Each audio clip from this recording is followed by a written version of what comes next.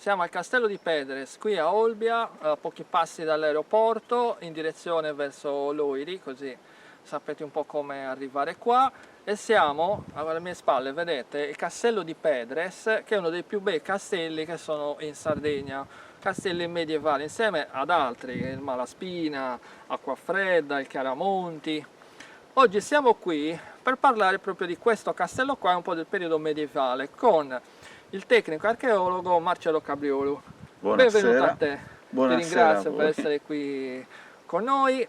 Quindi oggi vedremo un po', ti farò qualche domandina, ma sono, diciamo, lo spunto per poi farti raccontare un po' di cose sul castello, che è meraviglioso. Diciamo che oggi andremo a parlare un po' del periodo medievale e dell'importanza di questo castello, della sua storia, ma anche dal punto di vista turistico, dell'importanza anche per la città che può avere questo castello, giusto? Giusto, giusto. Se dovessimo inquadrare un periodo storico per dare una data precisa al castello, purtroppo la letteratura non ci aiuta, perché non c'è un documento ufficiale che ci dica in maniera precisa è stato creato, è stato fondato in un determinato anno. Se dovessimo studiare lo sviluppo dei castelli in Sardegna, per come viene inquadrato adesso questo tipo di castello, un castello strategico, il periodo indicativo è tra il 1250 e il 1275, è il periodo in cui il giudicato, cioè il regno locale, si è legato ad una signoria, che è la signoria dei Visconti, che proviene dalla città di Pisa. E che poi parleremo dopo. Il Castello di Pedres è un importante fortilizio a sud di Olbia e si trova a circa un centinaio di metri di altezza, è corretto? Sì, dovremmo essere all'incirca su 141 metri sul livello del mare. È una rocca fatta di granito, che è la roccia dominante nell'ambiente. È una roccia di tipo vulcanico, magmatico per la precisione, e si è formata nel sottosuolo quando il magma veniva a contatto con le rocce circostanti mentre risaliva ai condotti vulcanici. Poi chiaramente per effetto sismico è venuta sopra, e anche perché gli agenti atmosferici piano piano hanno levato quella che era la copertura, per darci la bellezza tipo dello sperone che vediamo alle nostre spalle, che pian piano con il susseguirsi del tempo si è coperto dalla vegetazione olivastri e macchia mediterranea dominante che ha abbellito e ha decorato tutto il contesto alle nostre spalle. Sì.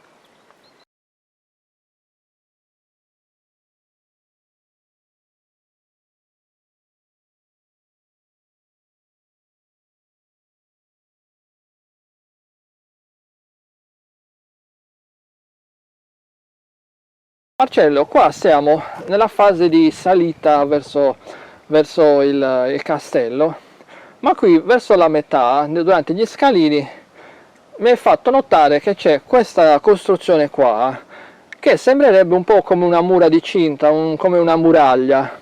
Cosa mi puoi dire? Mi sai dire qualcosa un po'? Durante la salita noi abbiamo percorso una scalinata che è stata fatta negli anni 80 durante le fasi di restauro del castello. Era un percorso che probabilmente avevano utilizzato i soldati durante la seconda guerra mondiale, e è andato a appoggiarsi sopra il crollo delle mura medievali, cioè a metà della collina, a mezza costa, c'è una cinta muraria che si può vedere in parte alle mie spalle, che chiudeva ad una certa quota il contesto, perché se noi adesso conosciamo il castello di Pedres, secondo la letteratura nel passato c'era anche un borghetto annesso al castello, che era la Villa Pedresa, di cui addirittura si conosceva anche l'intitolazione della chiesetta all'interno del borgo. Mentre qua alla mia sinistra potete vedere, questa non è parte della muraglia, la muraglia è alle mie spalle, che dà proprio direttamente sullo strapiombo. Ma qua vediamo un'opera realizzata sempre in granito locale, disposta a filari, dove probabilmente trova spazio una torretta di controllo del territorio all'interno di quella che era la cinta muraria, perché da questo lato ne possiamo vedere un prolungamento appoggiato sulla roccia fiorante, mentre internamente possiamo vedere l'invito a chiudere in maniera quadrangolare la struttura.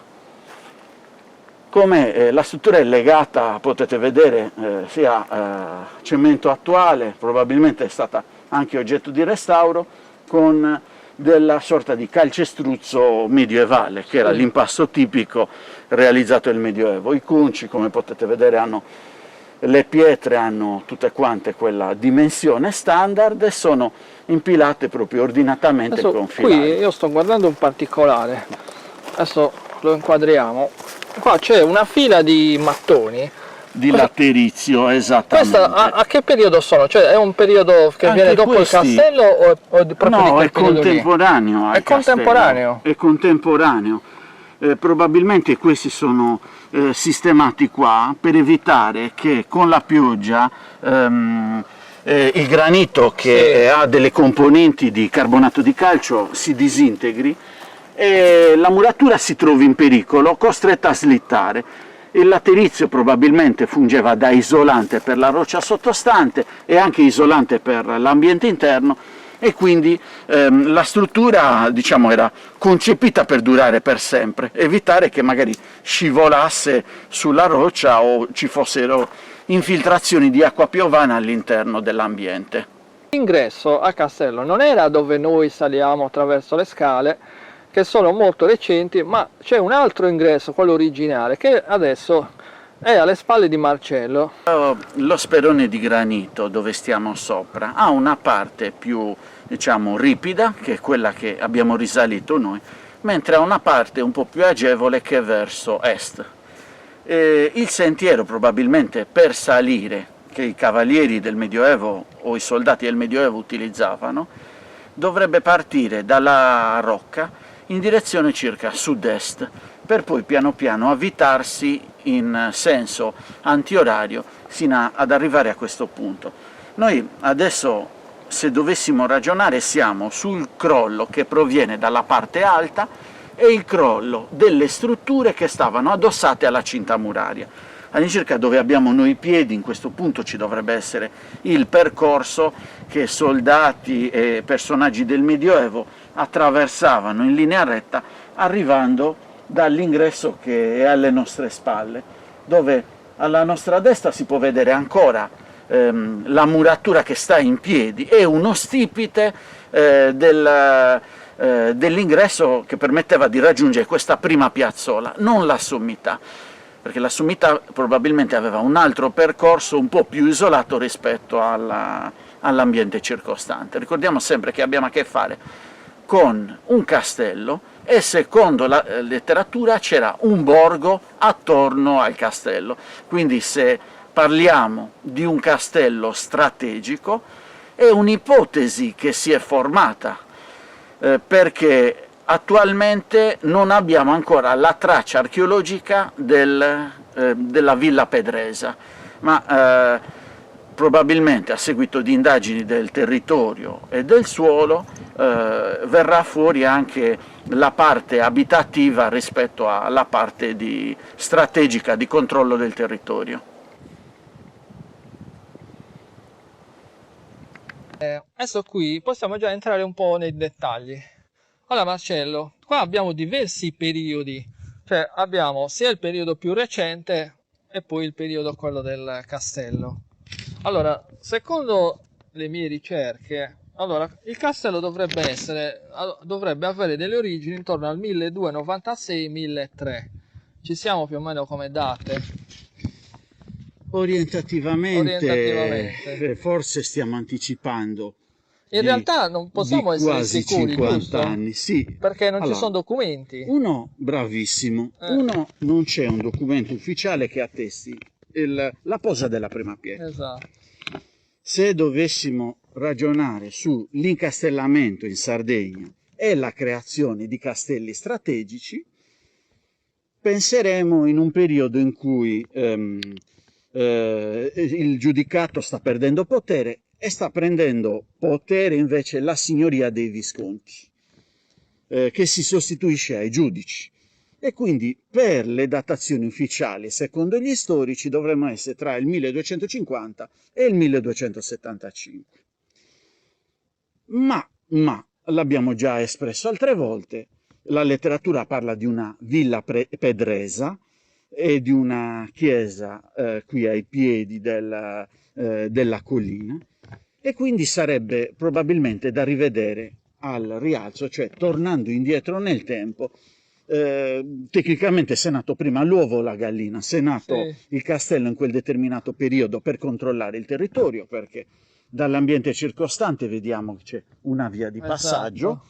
Alle nostre spalle il toponimo è su Trambuccone, che ha una doppia valenza.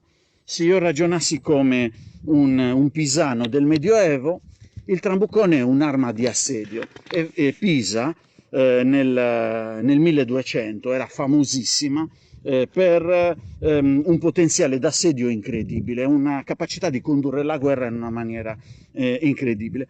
Mentre se io dovessi ragionare con la mentalità sarda, andremo a indicare su Trambuccone come una gola stretta, un punto di passaggio verso l'entroterra. Infatti alle nostre spalle sta l'altipiano di Budusoala dei Sardi, e questa è la naturale via d'accesso per quel tipo di località o per quel tipo di altipiano.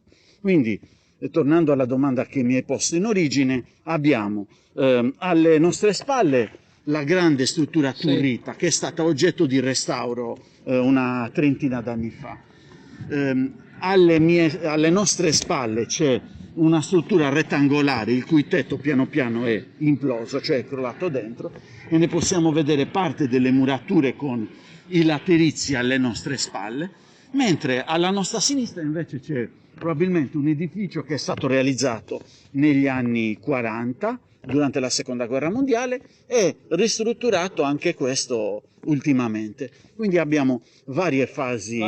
Sopra questa collina, diciamo separate in maniera abbastanza armoniosa, perché lo scopo chiaramente del restauro è ristrutturare, mettere in sicurezza l'oggetto, però fare in modo che chi viene dopo noti quella che è la differenza tra l'arcaico e il rinnovamento moderno. Sì, giusto. Quindi, allora, alle nostre cioè anzi alla tua sinistra, abbiamo il periodo della seconda guerra mondiale, quindi quello lì potrebbe essere magari una postazione, che so, antiaerea, qualcosa del genere. Sì, vista la quota, probabilmente c'era una postazione antiaerea. Adesso è un po' impercettibile per via del fatto che la macchia è cresciuta tantissimo. Io pensavo anche in altri casi ci fosse un magazzino, un deposito o qualcosa che per esempio doveva distrarre l'attenzione dall'obiettivo principale. Davanti a noi abbiamo lo scalo marittimo, abbiamo il fiume Padrogiano che per alcuni tratti probabilmente con delle barchette di piccolo pescaggio era risalibile. Tant'è che molti studiosi pensano che appunto il castello fosse quasi a controllo, oltre alla via d'accesso, al controllo del fiume, perché in alcuni casi, vista la fattoria romana qua davanti a noi, probabilmente si poteva navigare e portare su per qualche miglio delle merci, quindi molto più conveniente dal far circolare il bestiame, i buoi, per trascinare carri e portare su il qualsiasi materiale si voglia. Allora, questo posto qua era sì una postazione, diciamo, di guerra, ma qua vivevano anche le persone, cioè era una fortezza dove all'interno c'era un insediamento, è giusto? È giustissimo. La prima supposizione è che, come hai detto giustamente, fosse strategico. Abbiamo di fronte a noi, a 1 miglio, ma neanche, il corso del Rio Padrogiano, che è un fiume con una certa portata, che ha soluzione di continuità inverno ed estate. Abbiamo sull'altro versante, che è quello meridionale, l'ipotesi di una via medievale che penetrava verso l'entroterra, e la prima ipotesi è che il castello avesse una funzione strategica di controllo del passaggio sul fiume e di controllo sulla circolazione della via. la presenza del toponimo su Trambuccone alle nostre spalle, almeno in sardo, ci indica appunto uno stretto passaggio verso l'altipiano di Alà e di Budusò. Però è altrettanto vero che il terreno attorno a noi è pianeggiante.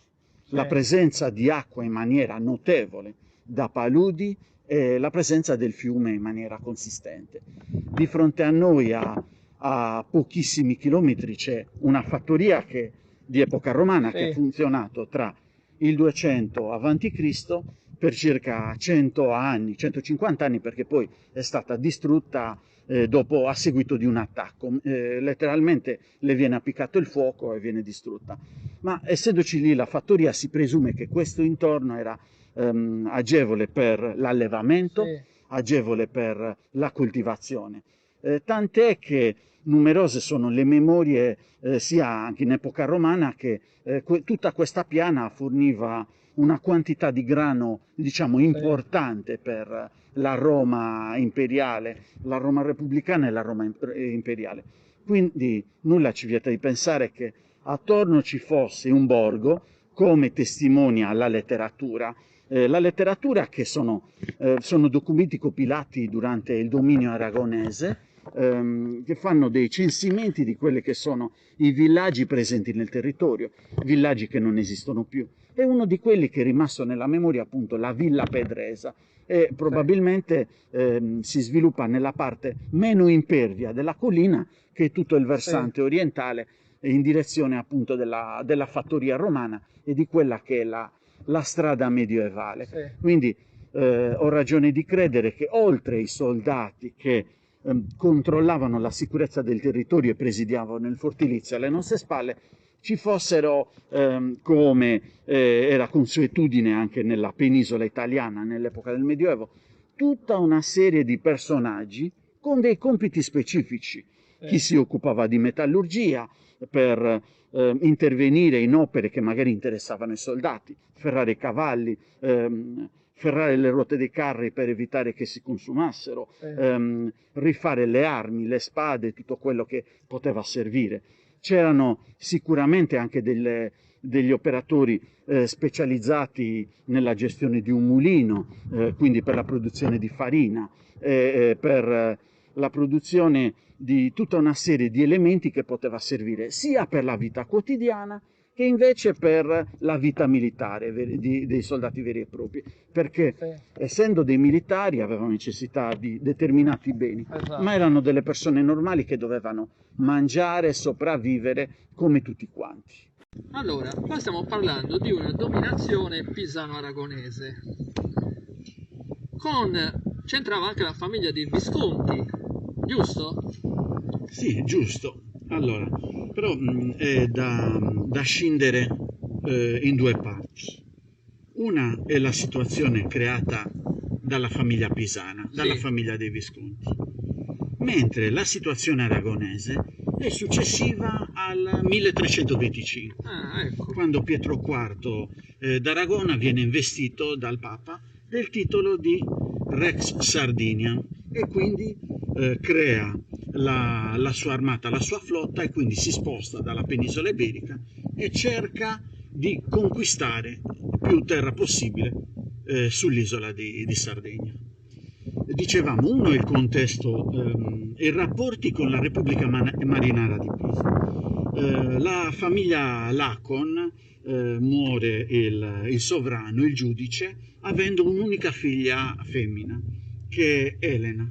Elena è giovanissima e praticamente diversi pretendenti si fanno avanti per sposarsi con Elena ed ottenere quindi il titolo di sovrano del regno, compreso il Papa, che porta avanti il proprio candidato, diciamo. Viene compilata una sorta di promessa di matrimonio a cui poi successivamente Elena si sottrae, proprio impedendo chiunque di celebrare il rito del matrimonio, e di questa situazione ne approfitta un personaggio ricco e facoltoso di Pisa, Lamberto Visconti. Si sposano, lei viene scomunicata perché, diciamo, si è sottratta al matrimonio con l'obbligo del candidato del Papa, E cosa succede nel periodo in cui lei viene riabilitata piano piano? La coppia ha un figlio, Ubaldo, che è il personaggio del castello di Rebaldu, praticamente in regione Santo Stefano, nel comune di Luogo Santo. Però anche Ubaldo muore in maniera prematura, era sposato con Adelasia di Torres. Adelasia di Torres è diciamo, una componente della famiglia regnante del giudicato di Torres. Per metà è sarda, per metà è lacongunale, per l'altra metà è della famiglia dei Doria, praticamente, sorella di Preziosa. E quindi è un personaggio è una vedova molto importante, interessante nel periodo. Tant'è che anche lì, tra tutti i pretendenti, chi è che diciamo, la spunta? Un personaggio importantissimo, forse il numero uno del mondo al mondo in quel periodo. Niente poco di meno che Federico II di Svevia, che riesce a far sposare con Adelasia il proprio terzogenito, che è Heinrich di Einsthofen, e comunemente detto in parole povere per noi sardi, Enzo di Sardegna. Si sposano nel 1238 e quasi subito dopo lui viene imprigionato a Bologna e morirà prigioniero nella torre di Bologna, e Adelasia per diciamo, non sottostare a questo, chiamiamolo tra virgolette, capestro, riesce ad ottenere l'annullamento del matrimonio e si ritira a vita privata sino alla morte nel castello di Burgos, o meglio definito castello di Adelasia.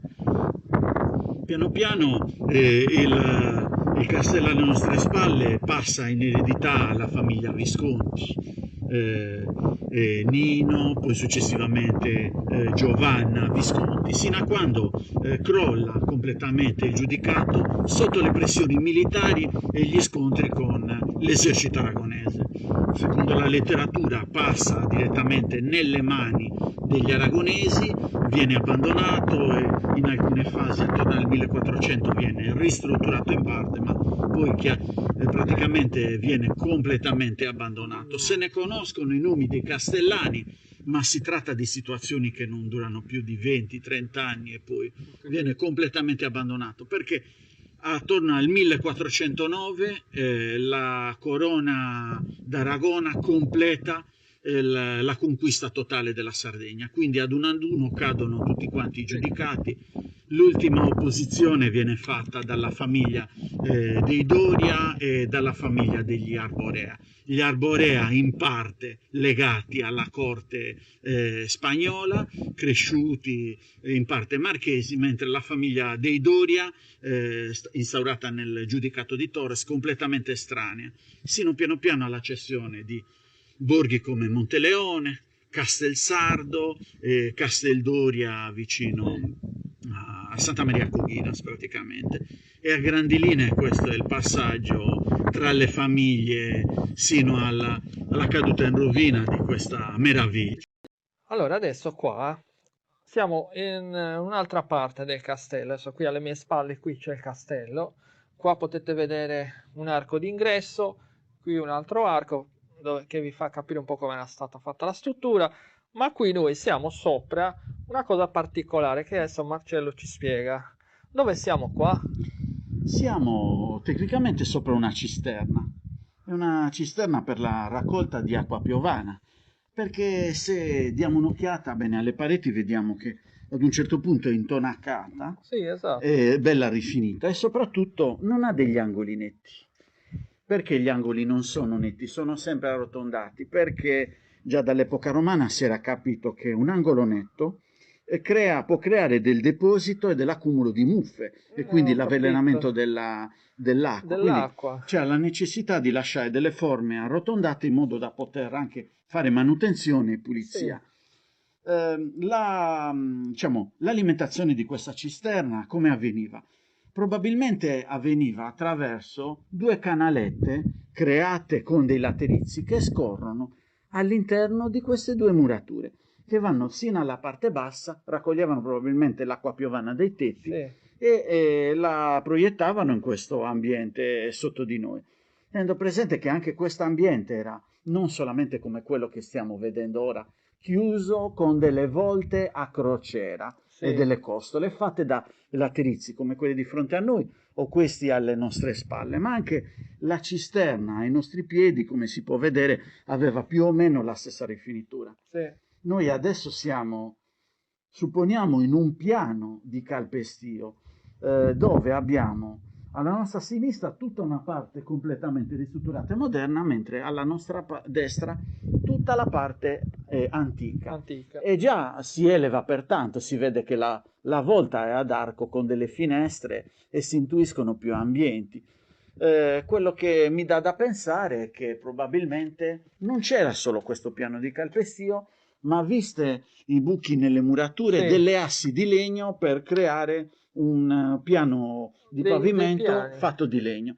Ma è la stessa situazione che si verifica all'interno della torre Che si vedono principale. quei fori. Esattamente, tutta una serie di fori, tutte quante alla stessa altezza, forniva appunto la base, l'appoggio Sì. di assi di legno dove fare un stendere piano, appunto diciamo. il piano di calpestio. E secondo le ipotesi, appunto, all'interno di questo ce n'erano almeno 3 piani.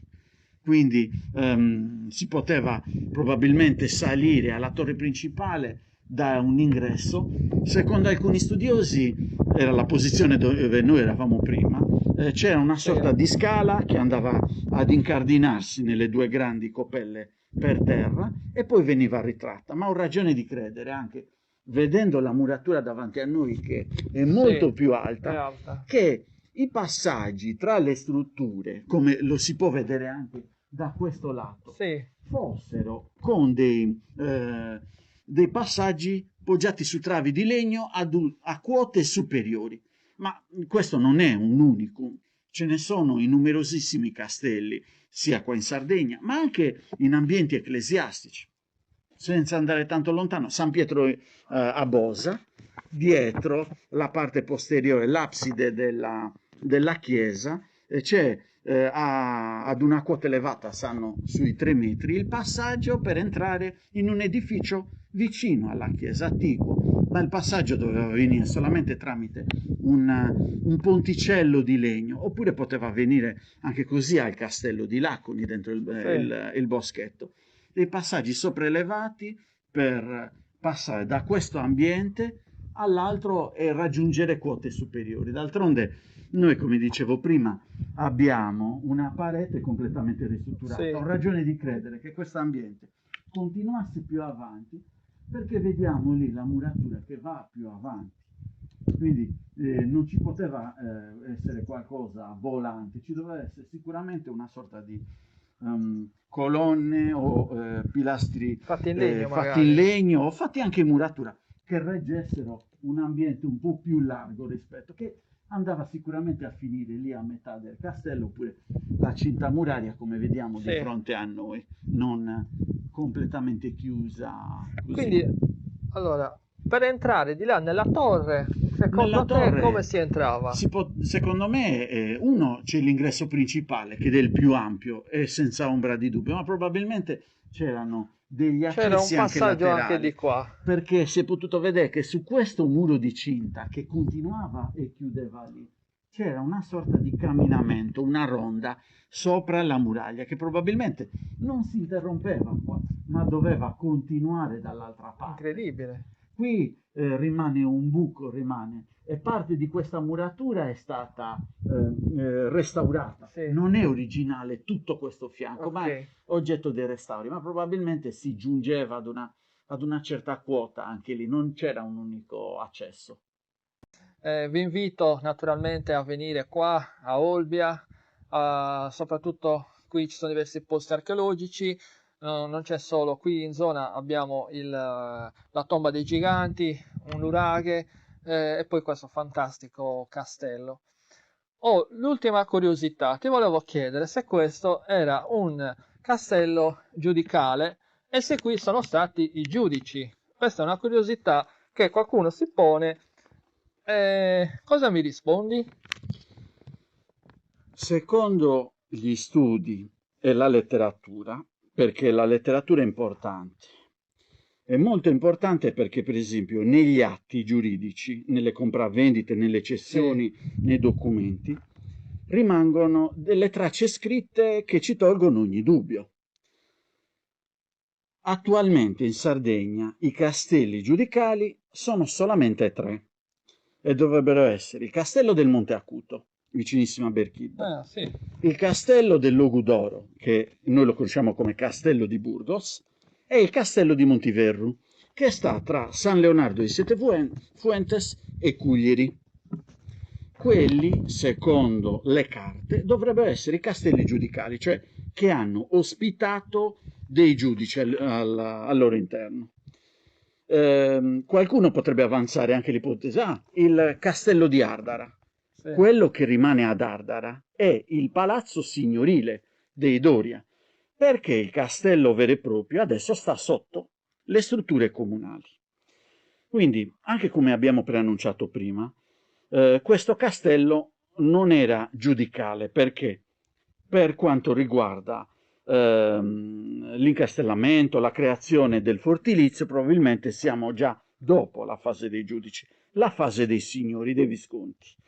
È il mito che potessero diciamo, viverci i giudici, la famiglia Lamberto e Elena, è un po' anomalo. È vero che la corte del giudicato del regno di Gallura era itinerante, però i luoghi, diciamo, affermati dove c'è un castello vero e proprio, dove si è sviluppata una corte, perché parlo di si è sviluppata una corte? Perché insieme ai regnanti girava anche la cancelleria, cioè quella che produceva documenti ufficiali, bollava e consegnava. I luoghi dove si è sviluppata la corte sono tra Castello di Balaiana, Bassa Cutena e Luogo Santo, perché in regione denominata Surache sono stati indicati la presenza di una cancelleria che ha firmato determinati documenti. Poi un altro luogo conosciuto come luogo di residenza appurato da atti giuridici è il castello della Fava di Posada, praticamente. Qui ad Olbia la Civita medievale è nata la leggenda che fosse il capoluogo del regno, ma non è appurato scientificamente, non c'è un documento ufficiale che ci dica che era la capitale del regno. Che fosse sede di diocesi, i documenti ufficiali citano diocesi di Civita e ci può stare. Si è provato a ipotizzare che sotto la caserma della Guardia di Finanza ci fosse un castello, ma non ce n'è assolutamente la prova archeologica. Non sono stati mai condotti degli scavi. Diciamo, per quanto riguarda questo contesto, è troppo esiguo per ospitare una famiglia regnante. Teniamo presente che una famiglia regnante, anche se regnante qua in Sardegna, non è di meno da una famiglia regnante del continente, che aveva la necessità di altri spazi, una corte attorno a sé, delle persone che facessero assistenza. Assistenza amministrativa, assistenza giuridica, ancelle vere e proprie. Teniamo presente, il castello di Burgos è abbastanza ampio, non c'è solamente il fortilizio, ma c'è tutta quanta la muratura, ed è conosciuto un borgo attorno al castello. Qua il borgo è citato dalle carte, ma attualmente, se non è dei pochi ruderi che abbiamo intravisto tra la vegetazione, non è appurato. Quindi materialmente non c'è la quantità per dichiarare, o le prove materiali, perché per asserire una determinata bisogna avere le prove materiali. Siamo arrivati alla conclusione di questo viaggio nel castello di Pedres. Marcello, grazie di nuovo. A voi. E vediamo un po' se magari facciamo qualche altra puntata in un altro posto, sempre riguardo il Medioevo, perché effettivamente non se ne parla molto quanto si dovrebbe. Invece ci sono delle cose fantastiche. È altrettanto importante come la preistoria. Esatto, non c'è solo la preistoria, non c'è solo il Neolitico, il periodo nuragico, ma c'è anche il periodo qua del Medievale. Medioevo che è fantastico, ci sono tante curiosità